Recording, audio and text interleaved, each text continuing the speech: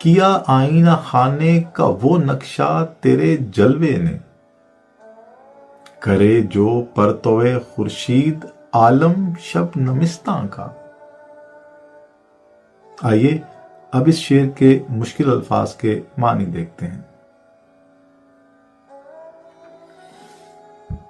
آئینہ خانہ، آئینہ شیشے کو کہتے ہیں اور خانہ سے مراد گھر یا کمرہ۔ یہاں آئینہ خانے سے مراد ہے شیش محل، ایسا محل یا کمرہ جو اندر سے مکمل طور پر شیشوں سے سجا ہوا ہو۔ نقشہ، حال۔ نقشے کے بھی کافی مختلف معنی ہوتے ہیں، لیکن یہاں پر نقشہ سے مراد حال ہے۔ پرتو، عکس، سایہ، روشنی یا شعاع۔ پرتو خورشید، خورشید سورج کو کہتے ہیں، اور سورج کا پرتو یعنی دھوپ۔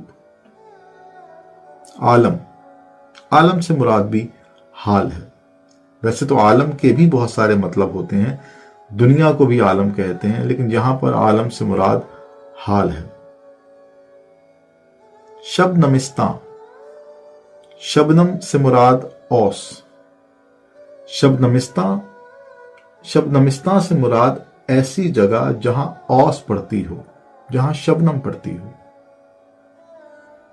غالب محبوب سے آئینہ خانے میں ملاقات کا منظر یاد کرتے ہوئے کہتے ہیں، کیا آئینہ خانے کا وہ نقشہ تیرے جلوے نے، کہ تیرے جلوے نے آئینہ خانے کا وہ نقشہ کیا، وہ حال کیا۔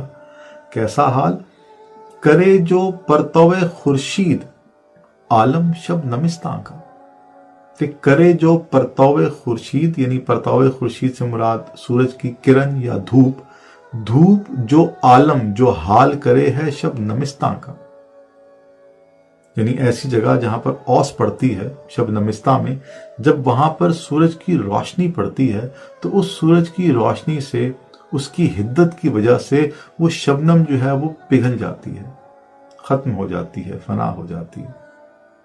تو غالب کہتے ہیں کہ ٹھیک اسی طرح تمہاری موجودگی کی وجہ سے، تمہارے حسن کی حدت کی وجہ سے جو آئینہ خانے کے شیشے ہیں وہ بھی بے رونق ہو گئے ہیں۔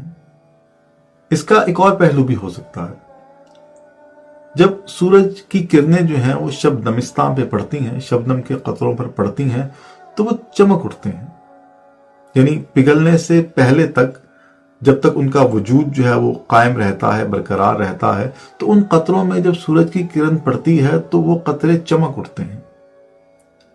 تو اس طرح شب نمستاں جو ہے وہ سورج کی روشنی سے چمک اٹھتا ہے۔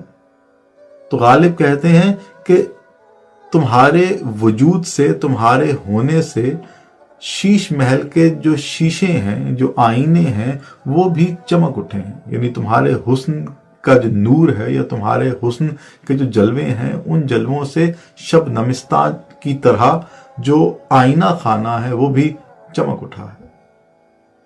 اگر آپ کو مرزا غالب کے اس شعر کی تشریح پسند آئی ہے اور آپ مرزا غالب کے دیگر اشعار اور غزلیات کی تشریح بھی دیکھنا اور سننا چاہتے ہیں تو یوٹیوب اور فیس بک کے سرچ بار پہ جا کے ٹائپ کیجئے ضیاء ادب اور سبسکرائب کیجئے ضیاء ادب کو۔ تمام ویڈیوز آپ کو وہاں پر مل جائیں گی۔